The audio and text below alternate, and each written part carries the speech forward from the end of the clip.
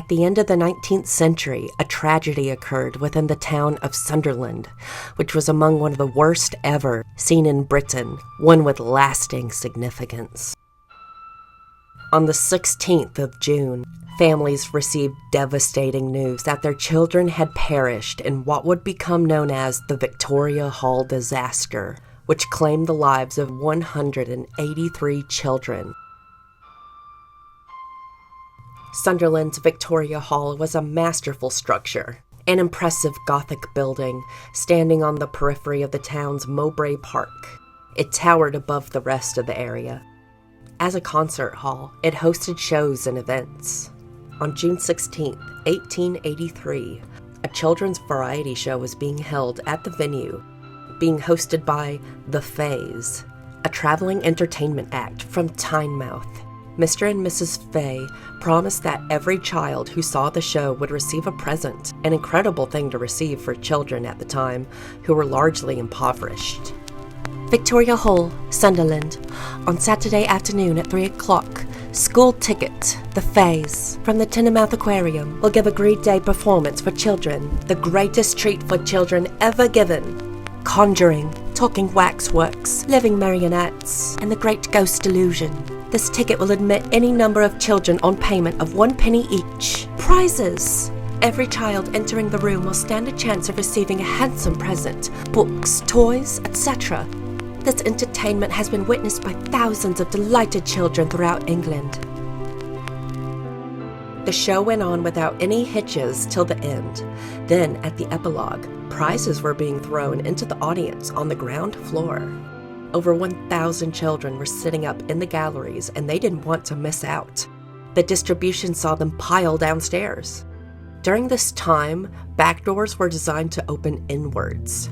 The management of the hall had bolted the door shut, leaving a small hole for one child at a time to pass through. This was to check they had the correct tickets. However, in the stampede downstairs, one of the children got jammed in the door, leading to a catastrophic pileup behind. Unaware of the situation, they continued to surge forward, quickly creating a crush, which led many of them to suffocate. Caretaker Frederick Graham tried to free some of the children, but was unsuccessful, so he led over 600 children out of another exit. Once adults learnt what had happened, they tried to clear the staircase by pulling the children through the small gap. The outcome produced the loss of 183 children, aged 3 to 14. The cause of death was asphyxia. This saw some families lose all of their children. One survivor, William Codling, recalled the events in 1894. Then the pressure above began to lessen. A report spread that the toys were being distributed in the gallery, and those behind, having made a feeble rush upwards, back we tottered across the path of death. At the first landing, we were met by some men and taken out of doors into the open air, where was assembled a crowd of frightened people drawn together by wild rumors. Soon men began to come down the steps bearing in arms their lifeless burdens, and from the crowd came a wail of grief, while some of them ran off to tell the terrible news, which unnerved the whole town, and which in a few hours sent a thrill of horror through the whole of Britain. I had not thought the affair was serious, and now I looked on, spellbound, as body after body was brought out and laid in a row upon the pavement. One woman, I remember, came out carrying a child, which she had gone in to seek, while behind her came a sympathetic man bearing another. The woman came down the steps with agonized face and disheveled hair, and shouted fiercely to the crowd, get back, and let them have air!" "Ah, my good woman," said the man who bore her other burden, while tears rolled down his cheeks. "Ah, they will never need air more." News of the tragedy spread across the country in local newspapers. A fundraiser went out, which saw £6,000, roughly £700,000 in today's money, raised for the families of the victims. The Victoria Hall Disaster Memorial was later constructed in Bishop's Wearmouth Cemetery, before being restored and moved to Mowbray Park. The legal consequences of the event were significant and lasting.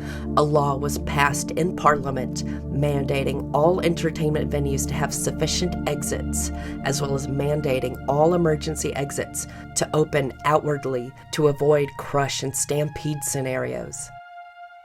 Motivated by the Sunderland disaster, Robert Alexander Briggs, born 1868, died 1963, invented the panic bolt, which was granted a UK patent on August 13, 1892.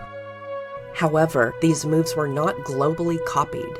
For example, in the United States, at least 602 people died in the Iroquois Theater fire in Chicago in December 1903 because of door latch designs that were difficult for fleeing patrons to open. 5 years later, 174 people in Ohio died in the Collinwood School fire, which led to a national outcry in the United States for greater fire safety in buildings. On December 31, 1929, some 37 years after the panic bolt was patented, 71 children died during the Glen Cinema disaster at a Hogmanay film screening in Paisley, Renfrewshire, Scotland, when a smoking celluloid nitrate film canister sparked panic. Children rushing to escape the cinema became crushed against the padlocked exit doors. Even after a police officer broke a padlock, the inward opening doors were being held shut by the mass of bodies behind them. By the end of the 20th century, most countries had building codes or regulations which required all public buildings have a minimum number of fire and emergency exits. Crash bars are fitted to these types of doors because they are proven to save lives in the event of human crushes. Panic can often occur during mass building evacuations caused by fires or explosions. In the event emergency exits are required, the crash bar works efficiently to allow people to pass through security doors without a reduction in speed. A crash bar's fast-acting mechanism reduces the risk that a rushing crowd might suddenly become a logjam at the exits. Such a human crush, which has many historical precedents, can cause falls, crushing, and other injury because the rear of the crowd has no idea that the people at the front of a crowd have come across a door. Crash bars are typically found on doors which are required emergency exits, serving a particular type or quantity of occupants. Common locations include doors which provide egress from assembly areas, doors which serve many occupants, or doors serving hazardous areas. For buildings subject to the International Building Code, or locally adopted variation, they are required for certain healthcare, education, or assembly spaces, generally related to the number of occupants exiting through a given door. Nobody was prosecuted for the disaster, and the person responsible for bolting the door was never identified. Victoria Hall itself, however, did not stand the test of time. The building was bombed in 1941 by the Germans and completely destroyed beyond all repair. Its remains were demolished, but nevertheless, the legacy of what happened there lives on in Sunderland's memory, and may it never be forgotten.